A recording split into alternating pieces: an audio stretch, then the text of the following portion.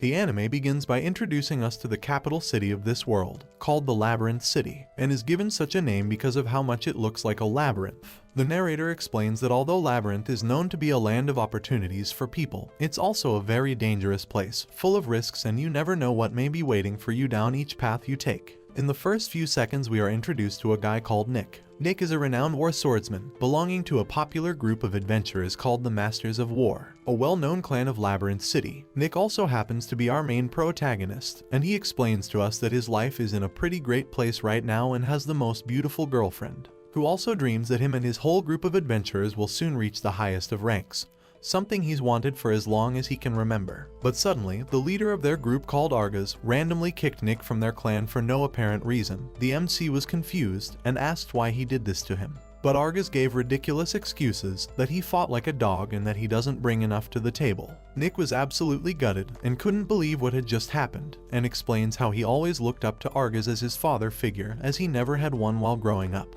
He decides to meet up with his girlfriend to maybe cheer him up a bit during this sad moment, but as he was kicked from the party, she tells him that they might as well break up now, as she doesn't want to date a nobody. Nick sits in pure silence in the coffee shop for a while, even after she left. He only just came to the realization that indicates that the girl was only with him for pure interest of being around the Masters of War group, and all this hit the protagonist like a ton of bricks, and he did what every man would probably do, and decided to lock himself away in his bedroom and became a lonely otaku, fantasizing about his internet idol called Agate. Nick became obsessed with her, only to distract him from his own reality of what happened a few months ago, and decides to become her biggest fan, giving all his time and admiration to Agate. But to understand why he fell in love with Agate, we are taken back to moments after he got dumped by his girlfriend. Then we see the protagonist who continues to feel emptiness in his heart and doesn't understand why everyone betrayed him, especially Argus. We see another moment between Argus and Nick, and Argus tells Nick that he kicked him because he thinks Nick thinks he's better than him,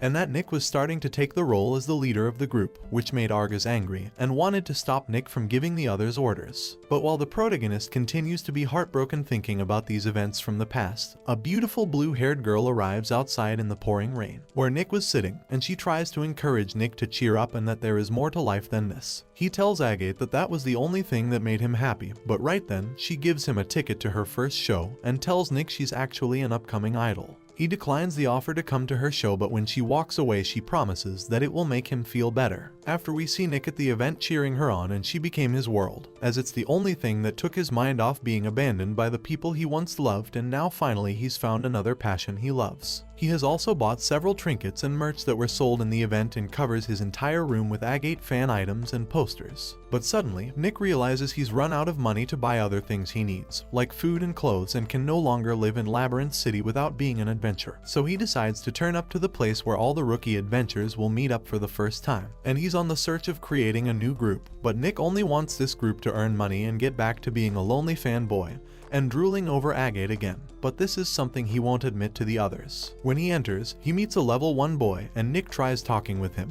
But as he approaches him, Argus was talking inside Nick's head, and can hear the old man's voice saying he's not cut out to be a leader of an adventurer party, and that he's too weak and worthless to everyone, which makes Nick completely lose interest in talking with the newbie. At this moment, another guy steals the noob and he joins another party instead, and Argus somehow made poor Nick look ridiculous without even being there. Nick has spent all this time throughout the day making a fool of himself in the rookie gathering, and Nick is incredibly sad knowing he hasn't achieved any kind of success on creating a new group and has completely lost his self-esteem and confidence due to Argus's last words toward him. Nick's only wish now was to somehow get revenge on Argus, but Nick finds this incredibly hard to do since he cannot find another legendary group like his previous one, and has no hope in finding new friends. Instead, Nick just sits alone with a drink and wants to be all by himself. While in the bar, he watches as others are all celebrating their newly found groups of adventurers, and all is great for the rest of the people in the bar. But soon after, 3 more people enter the bar, and they all sit at the same table as Nick, as it was the only free table in the restaurant. It was a pretty strange situation since none of them actually talked to each other, as Nick comes to the realization that they were not part of any group or the same party. In addition, Nick notes that one of the strangers is this mysterious looking girl,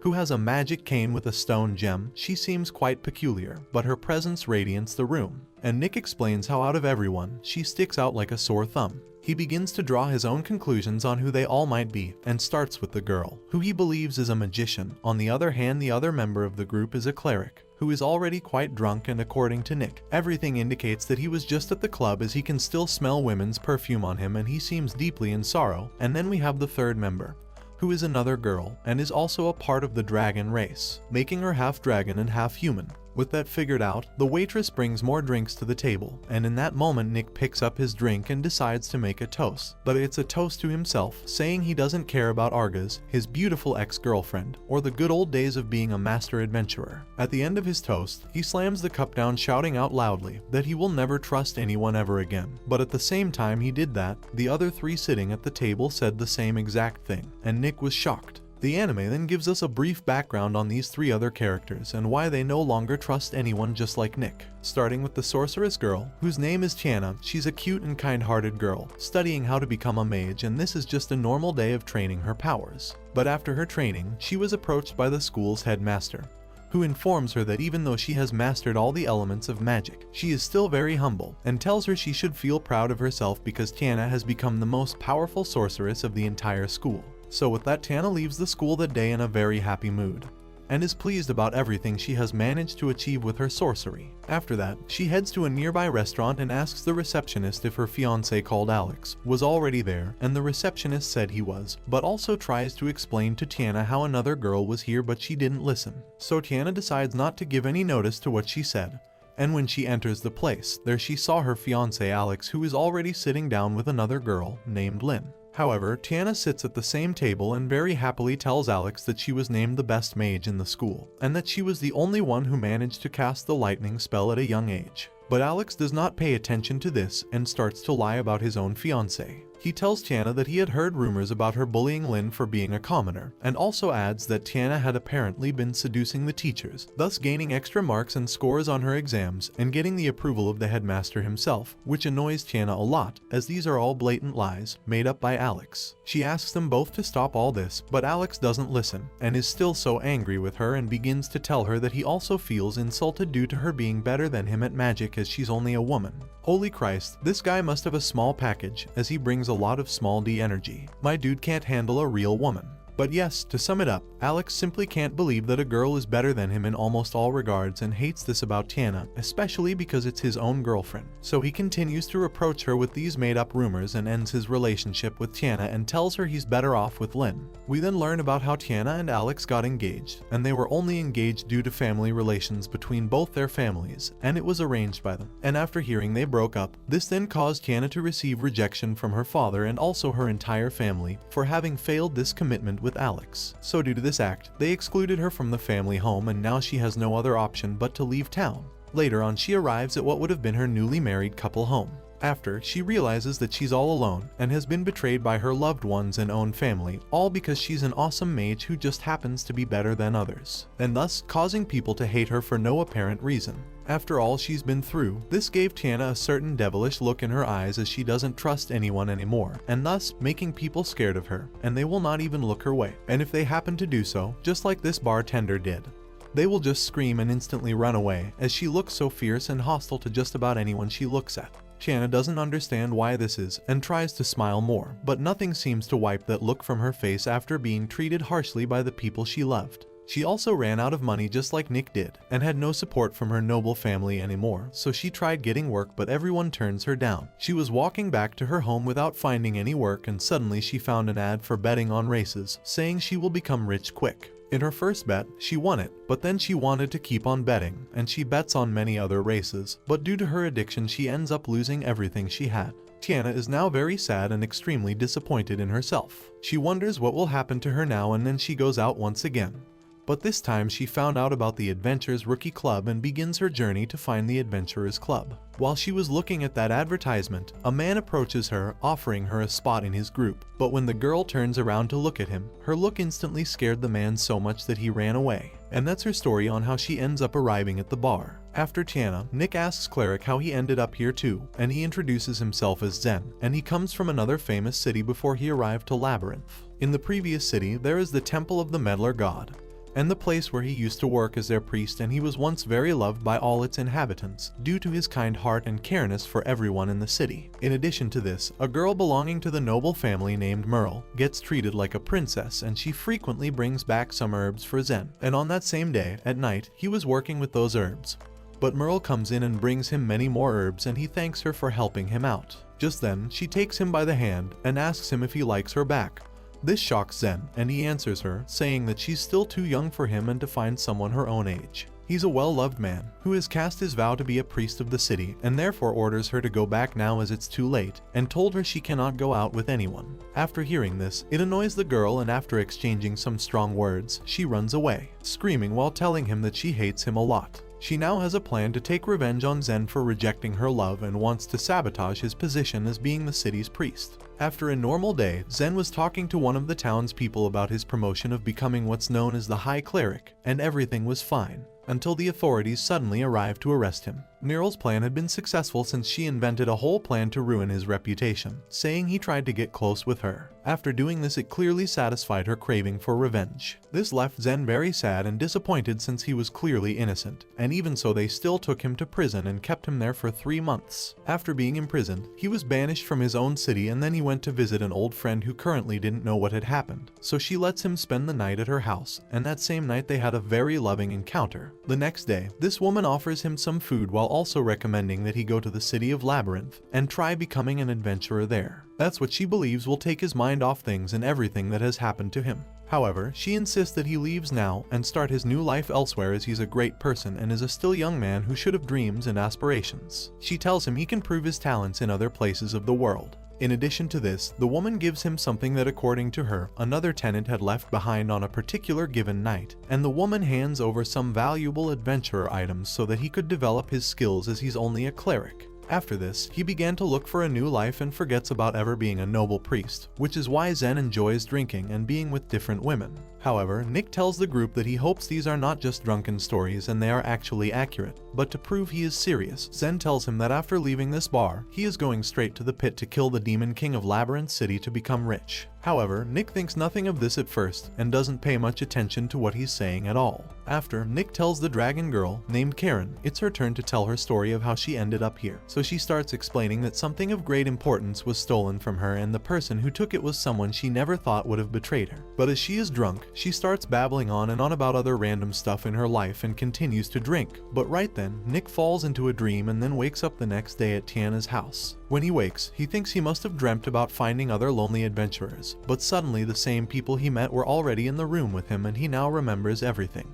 Apparently none of them have any idea how they all ended up here, but because they are strangers to each other and not in an official party, Tiana kindly asks them all to leave. So the others leave her house without any further questions. As they leave, Nick tells them to suddenly stop, and he begins to give them all a little moral help, just like that idol agate done for him when he was all depressed. After Nick's little speech, he suggests that if the four of them no longer trust humanity anymore, then how about they only trust each other and become the ultimate party seeking for their revenge for everyone who abandoned them. They all agree as they have nothing to lose, and later on, they arrive at a place where a lady receives them all. She recognizes the protagonist as he once belonged to the well-known Masters of War group. In addition, this lady affirms that among them there is a survivor who would have survived in a miraculous way, having made it out of a C-class labyrinth. And the person she was actually talking about was Karen, the weird dragon girl. She gets shy, but admits that made it out alive, and the group are proud of her. After, the woman asks what name they want to give their new group.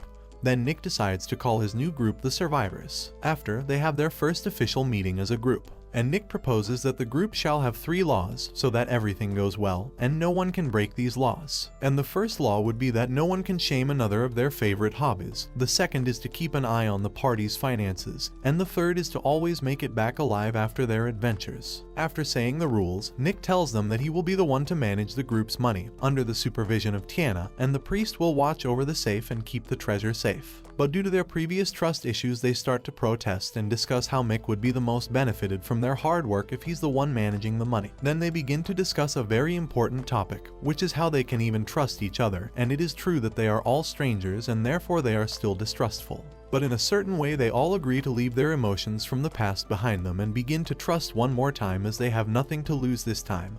and they all found each other in the bar, so they need to have a change of heart. Otherwise their life will be the same and just be miserable all day. Thus they end with the talk. In a change of scene, the group goes to their first mission, a G-class labyrinth called the Viscous Aqueduct. Because they are considered a rookie group, they can only do 2 more labyrinths and will have to defeat their bosses in order to rank up to the F class. Then the protagonist explains to the others that it won't be very difficult, since these G-class mazes are basically training grounds for the new adventurers to understand how labyrinths work. And as they walk into the temple, they find a slime which will be their first prey they've hunted. So when they stop to observe, the protagonist explains to them that although the slimes seem harmless, they can eat just about anything that comes their way. And as they eat, they grow to a bigger size, and some have grown so large that they can attack farms and eat farmers' cows. However, Nick also tells them how easy it is to eliminate the baby slimes, because all you have to do is extract the gem from their bodies. With this, the group continues to go deeper into the labyrinth, and meanwhile Nick thinks about how good it was of him creating the group, and while continuing to hunt slimes, they ask Nick more about the monsters in this G-class labyrinth, and he said it's mainly slimes and goblins. But the A-rank labyrinth will have the Demon Lord boss fight, and every adventurer guild will be trying to win the A-rank labyrinth. He warns them that although these slimes are small, they can still shoot out parts of slimes at you, so he warns them to never let their guard down.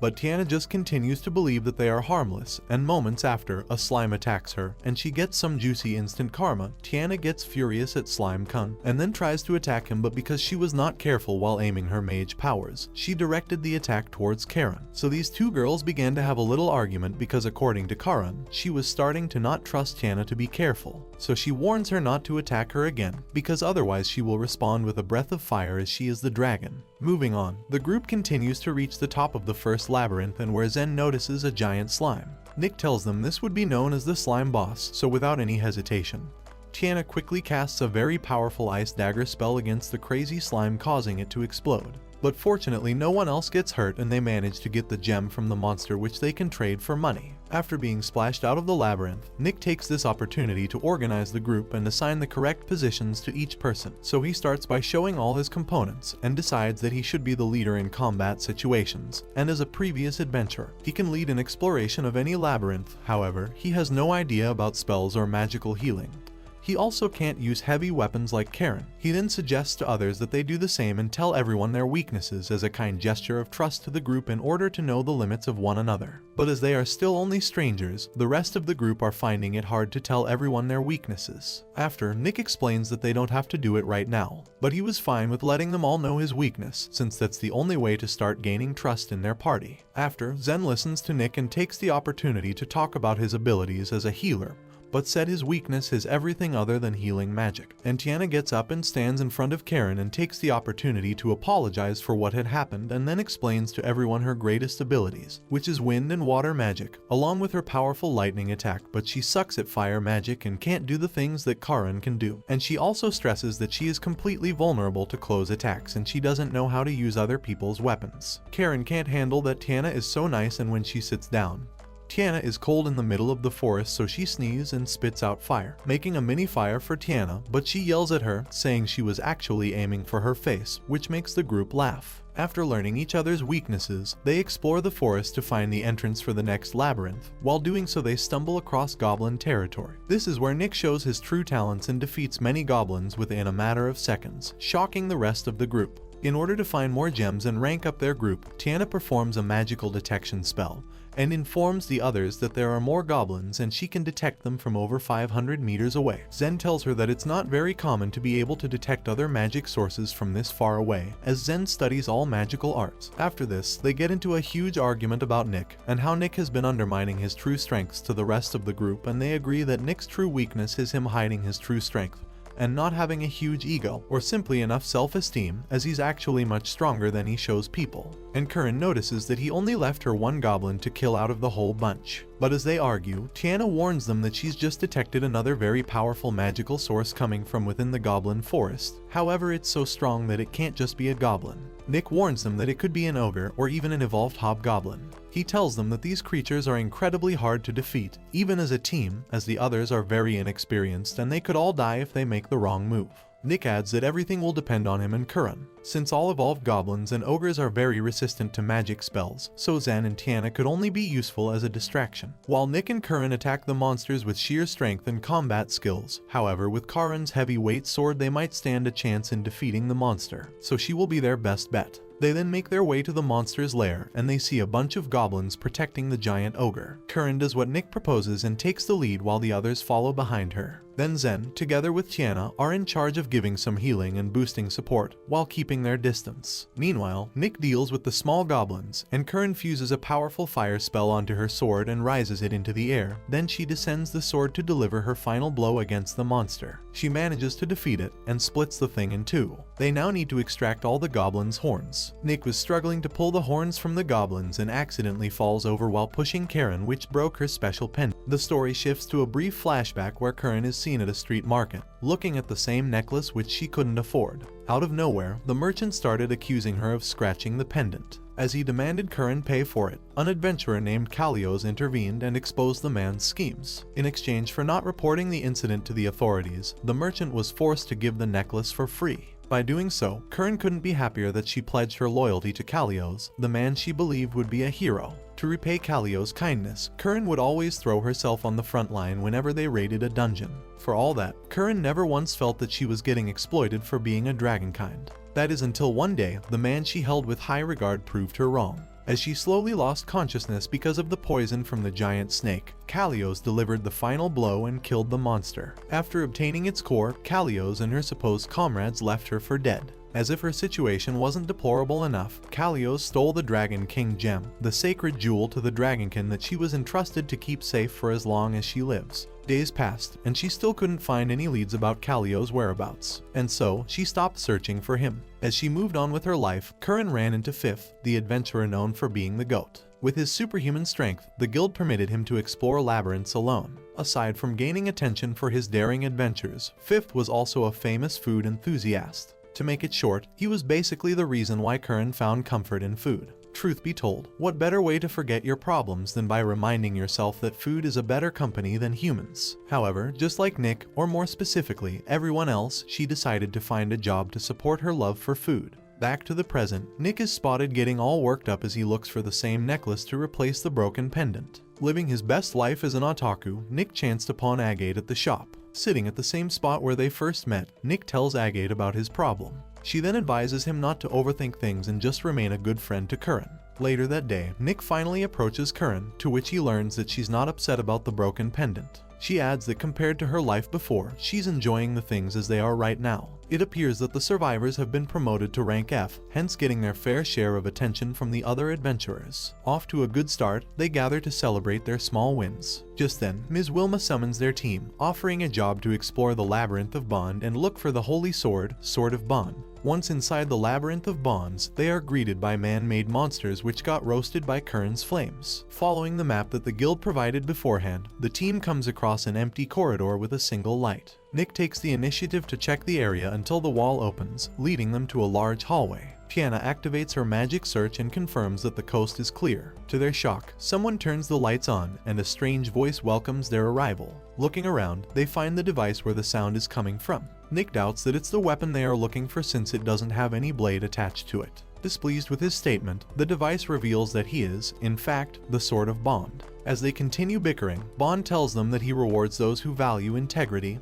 and friendship. To add, he claims that on top of being a legendary sword, he is an angel-grade spirit weapon. While Bond blabs on and on about how good he is for some dungeon clearing, Nick and the others confess that they plan to sell him. As Bond expresses his frustration, Nick picks him up, wearing the money mouth face emoji. All hell breaks loose when the Guardian system activates, awakening his protector Amalma Golem. Instantly, Bond warns the survivors that the Guardian won't let them leave unless they defeat it. Tiana launches her icicle dance, only for the golem to throw the shards of ice back, hitting Curran in the process. Nick immediately steps in and orders his team to fall back. Facing the enemy alone, he tries to cut through its body, but it's a futile effort. At that point, Bond reveals that the golem is resistant to physical damage. For that reason, Bond suggests Nick trigger his power and use him against the golem. Although he manages to activate the sword, it refuses to fully respond to Nick's little connection with his team. Afterward, the golem strikes Nick, sending his body plummeting into a hole in the ground. With Zem boosting her mana, Tiana tries to stall the monster by freezing its body. Curran, on the other hand, attempts to rescue Nick. The latter apologizes to Curran for breaking something precious to her, to which she explains that he doesn't have to feel sorry. As she puts it, now that the necklace is broken, it helped her stop clinging to the past and move forward. At that moment, Bond tells Nick to try activating him again. As Tiana and Zem slowly accept their death, a superior entity created from fusing Nick and Curran's bodies emerges from the ground. With their combined abilities and strengthened willpower, the golem suffers a crushing defeat. After going through all the trouble of proving that the power of friendship is real, they are informed that the sword is a counterfeit. Nonetheless, Ms. Wilma informs them that they will still get paid, much to their relief. Things take an unexpected turn when a young man turns up inside the guild, introducing himself as Kazuna, the human form of the Holy Sword. And just like that, the team welcomes its newest member. As such, Tiana dreams about her former instructor whose career was compromised when he got caught up in the scandal staged by her ex-fiancé. While Curran and Zem wake up stuffing their emotions, Nick screams in terror when his ex-girlfriend Claudine appears in his dream. As it turns out, it is caused by Kazuna's telepathy, which they have been using occasionally as a means of communication. Sometime later, they stumble upon another ogre. To show off his combat ability, Kazuna decides to grant them a work break by facing the monster alone. Using his parallel technique, he summons a duplicate and with quick work, defeats the ogre. The members acknowledge his skills until Kazuna admits that his telepathy enables him to borrow stamina and magic power from them. He then reveals that he possesses the swordsmanship skills of the warriors who wielded him before. Despite Kazuna acting all high and mighty, they believe that he can be an asset to their party. Going for lunch out, Nick's heart skips a bit when Curran leads them to the same restaurant which appeared in his dream. Interestingly enough, he spots Claudine inside, seemingly preying upon her new victim. Carrying out the same trick she used on Nick, he intercepts his ex-girlfriend's conning and saves the innocent lad. After getting exposed to her schemes, Claudine leaves the place at once. Later on, the con artist returns, splashing a cold beer on Nick's head. With her party leader Leon from Iron Tiger Corps, Claudine tries to provoke him into a fight with Nick. However, the joke's on her when Nick reveals that Claudine's supposed to leave their group had she succeeded in swindling the lad. Taking the squabble outside, Leon apologizes to Nick, stating that he plans to kick Claudine out after attracting countless trouble for being a big con. Leon also expresses his interest in working with Nick, congratulating him for coming up with the survivors and extorting the members. Irked by his assertions, Nick gives the tiger kind a good beating until Beck, Leon's underling, knocks him down. Just then, Curran joins the commotion, giving the other guy a taste of his own medicine. Suddenly, Ms. Wilma and the receptionist enter the picture, not necessarily to stop the scuffle but to suggest settling things between them the adventurer's way. Hence, Leon challenges Nick to the traditional arithmetic bare knuckle. To let us get a better understanding of the said challenge, arithmetic bare knuckle involves 10 rounds of fighting. As the participants exchange blows inside the ring, their respective partners will simultaneously solve some math questions. In layman's terms, whoever scores higher in the test grants their fighter a free punch to their opponent. Unfortunately, Curran, who sucks at math, is pitted against the woman who loves counting money, Claudine, mocking the former as the survivor's weakest link. Over the next few days, the members help Curran study for the upcoming duel. While they are at it, Zem is busy bar hopping. For the record, alongside Tiana, Zem ticks all the boxes in terms of having a tragic backstory befitting a villain. But hey, he chose to release his pent-up emotions in a different way. It is then revealed that Zem not only enjoyed meeting different women but also investigated the Iron Tiger Corps and learned about their illegal operations. With that, the survivors prepare a contingency plan to win the duel and eventually uncover their opponent's dirty plays. The day for the arithmetic bare knuckle finally arrives. As the fighters square up in the ring, Curran starts answering the questions until she finishes first, much to her delight. However, her happiness is short-lived when it is announced that Claudine got the most questions correct, earning Leon his first punch on Nick. After getting punched in the gut, Nick receives a solid right hook in the second round, leaving Curran frantic with worry. Meanwhile, Leon continues to buy time by simply dodging Nick's punches until the third round is over, which ends in the former's favor. Unable to locate any suspicious person nearby, Tiana thinks of a way to lure him out. And so, she suggests letting the test takers answer the remaining questions in one go. Although losing the gamble means the defeated will take all 7 penalty punches, Nick accepts the challenge. Ms. Vilma agrees as Curran and Claudine resume their head-to-head battle. Following the change in rules, Tiana signals Zem and Kazuna to join her as they attempt to catch the culprit red-handed. Turns out that the other party uses telepathy gems, with Beck feeding the answers to Claudine. In the end, the authorities arrest the Iron Tiger Corps for cheating and soon enough, for other crimes that have yet to come to light. With Claudine taken into custody, several men just got saved from suffering heartbreak and losing their savings. Elsewhere, Leon is interrogated for his involvement with a treasure that has been missing for years. Claiming that the sword did not even show up in the black market, the guard threatens to subject Leon to torture. To save him the trouble of searching for it, Leon summons the weapon, the Sword of Ruinous Evolution. After earning big bucks from the bare-knuckle fighting, the survivors take a break. Nick and Kazuna join Tiana at the casino to try the best ice cream being served there, only to be told it's sold out. With a smug look on her face, Tiana takes all the players' gaming chips. Donnie, Agate's boyfriend, leaves the card table, fuming over his loss. All at once, the people start running when Leon, who evolved into a monster and escaped the dungeon by activating the sword's power, goes on a rampage. Searching for Nick, he bumps into Tiana, who can't believe her eyes when she realizes the monster's real identity. Speaking of Leon, he reveals that his transformation enhanced his sense of smell to the point that he can smell lies. He threatens to crush Tiana should she lie about Nick's whereabouts. At that instant, Tiana tells Leon that holding her hostage doesn't make sense,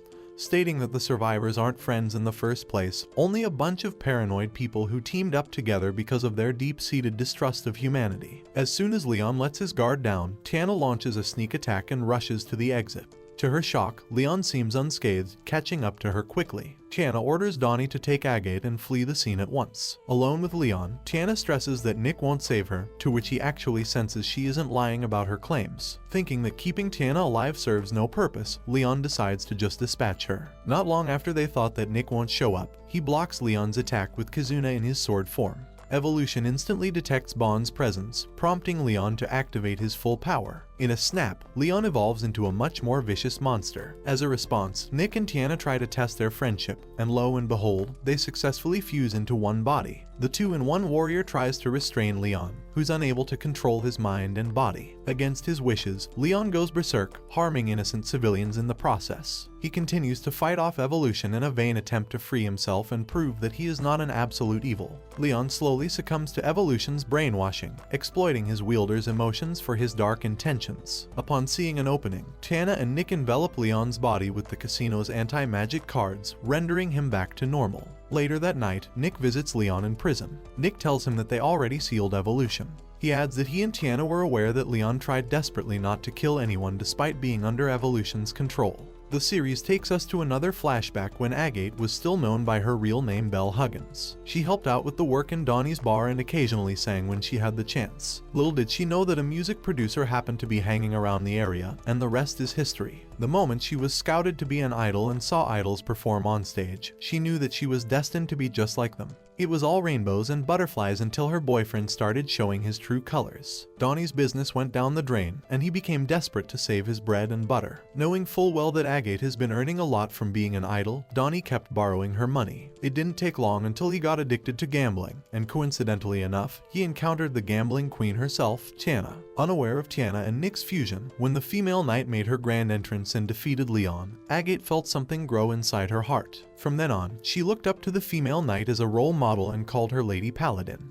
Back to the present, Donnie is given enough money to cover up his debts in exchange for ending his relationship with Agate. As part of their agreement, he should treat Agate as a stranger if they chance upon each other in the streets. A few days later, Agate holds out a concert for her comeback, crediting her return to the goddess she met at the casino. In a short while, Nick realizes that she's talking about them, over which he does not know exactly what to feel. To kick off her concert, Agate sings a new song dedicated to her Lady Paladin. As it seems, an unknown creature called Stepping Man is reportedly raising concerns across the city. Obsessing over Stepping Man, who is depicted as a monster kidnapping the children, is Kazuna. While his comrades don't think such a creature exists, Olivia, a reporter and adventurer, expresses her interest in Stepping Man, asking them to contact her once they witness any suspicious sightings. Night falls. Nick and Kazuna are spotted happily leaving a concert when the latter senses Zem is in danger. The concert buddies hurriedly search for him until they find the rumored Stepping Man in an alley. Kazuna charges at the mysterious creature, but unfortunately, he loses sight of his target.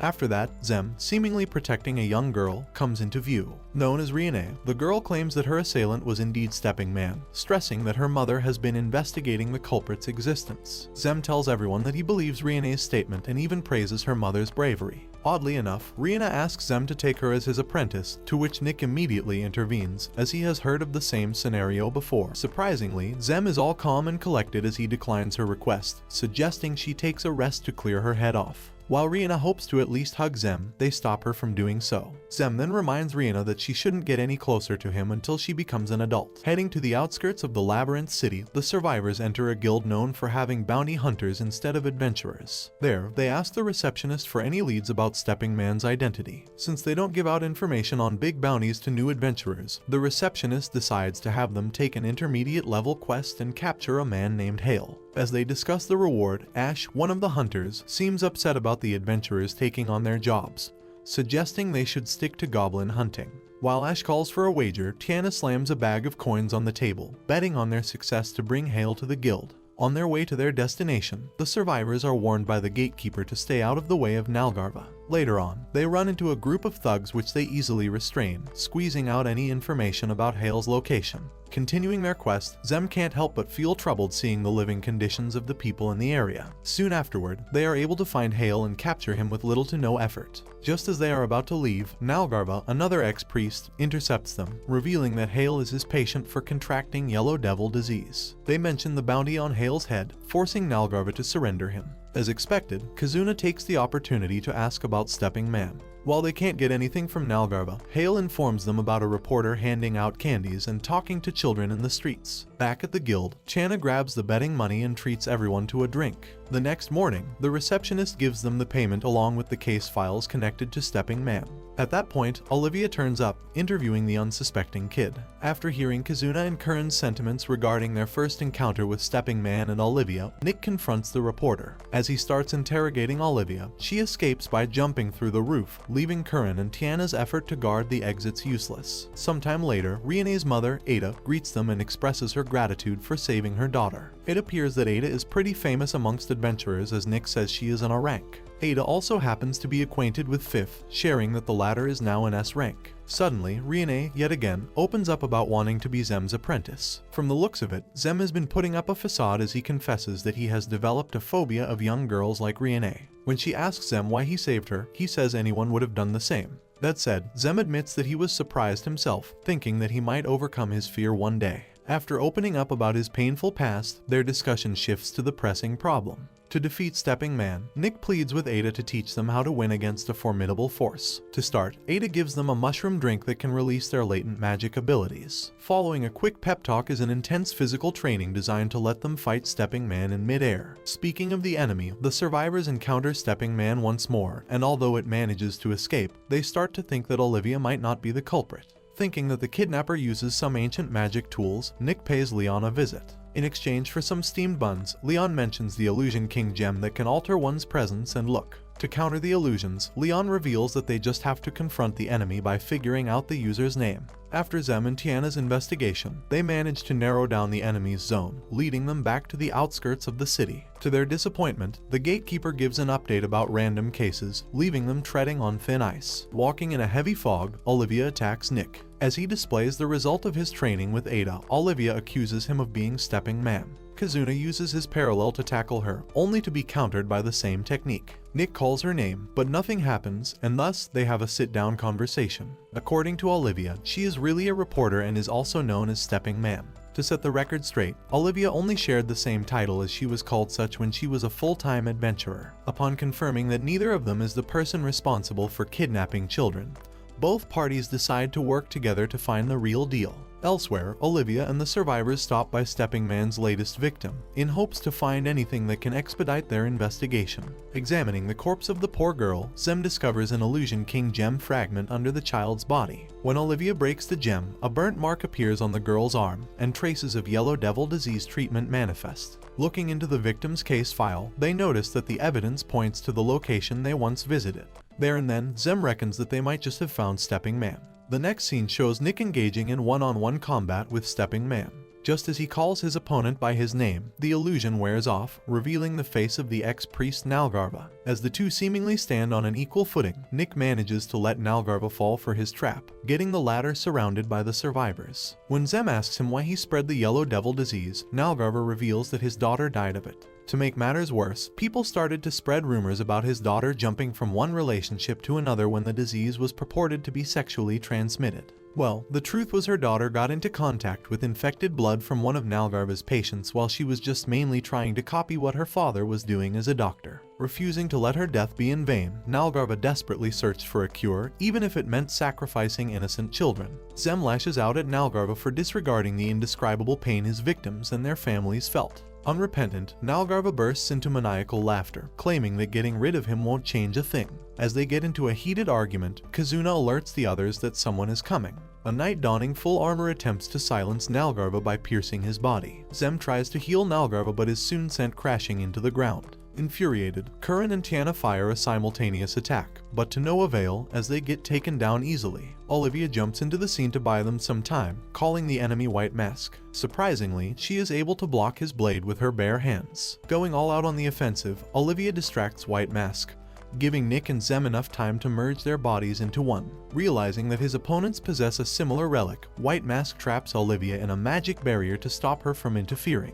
Apparently, the barrier is filled with pressure that will soon crush her body as she stays inside. They try to save Olivia but are stopped by White Mask in no time. Overwhelmed by the enemy's sheer strength, the 2-in-1 warrior takes advantage of Nick's speed, playing on White Mask's vulnerable point. With the knight all focused on his opponent, the barrier weakens, giving Olivia her chance to escape. She tries to distract White Mask again, and just as the enemy believes that he finally gets the upper hand, Bond stabs him in the face. Impressed that someone proves to be at par with his abilities, White Mask flees the scene and sends the building caught up in a massive explosion. Fortunately, they only suffer minor injuries, although Nalgarva might be a different case. Knowing full well that he's going to die from White Mask's curse or from getting infected with the Yellow Devil disease, Nalgarva tells them to leave before the building collapses. Zem casts a spell to at least distract Nalgarva from pain before they escape the place. While the survivors feel relieved after solving the mystery behind Stepping Man, Olivia warns them of a bigger threat. With White Mask on the loose and the high probability that someone more powerful controls him, Olivia advises them not to let their guard down.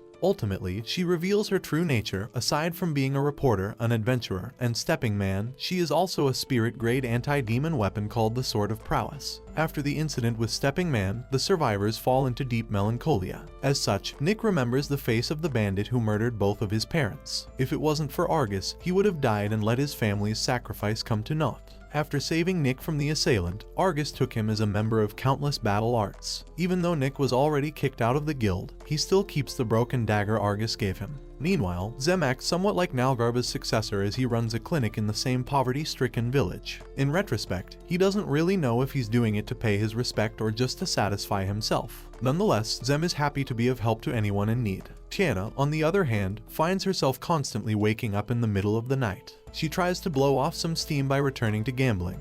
But weirdly enough, winning no longer satisfies her. Curran, who always wears a smile whenever they meet inside the guild, realizes that she hasn't completely forgotten about Kalios. No matter how much she tries to leave it all in the past, she wants to make him pay for stealing the Dragon King gem. Later on, she comes across the same merchant, doing the same trick to a young girl. Instantly, the man cowers at the sight of Curran, finally letting the girl leave. Just then, Nick and the others call for her attention, asking her to join them to watch the festival. On their way to have fun after a long time, Olivia turns up, rushing to catch up to them. With her non-stop tomfoolery, Tiana reads the news before Olivia can speak about the resurrection of the Dark Demon God. Finally dropping her playful antics, Olivia explains that White Mask might be involved with it. She also talks about finding the black market where the Illusion King gem was sold. As Olivia goes back to her usual self, Curran asks her if there's a possibility that the Dragon King gem ended up in the black market too. To make her feel any better, her comrades suggest they turn her search for the sacred jewel into a quest for the survivors. And just like that, the team is back, all pumped up to chase after the bad guys. Elsewhere, Kizuna and Olivia exchange views as both artifacts who will outlive the survivors. As Olivia feels that they are lacking in ambition, Kizuna thinks they still have a long way to go to strengthen their resolve.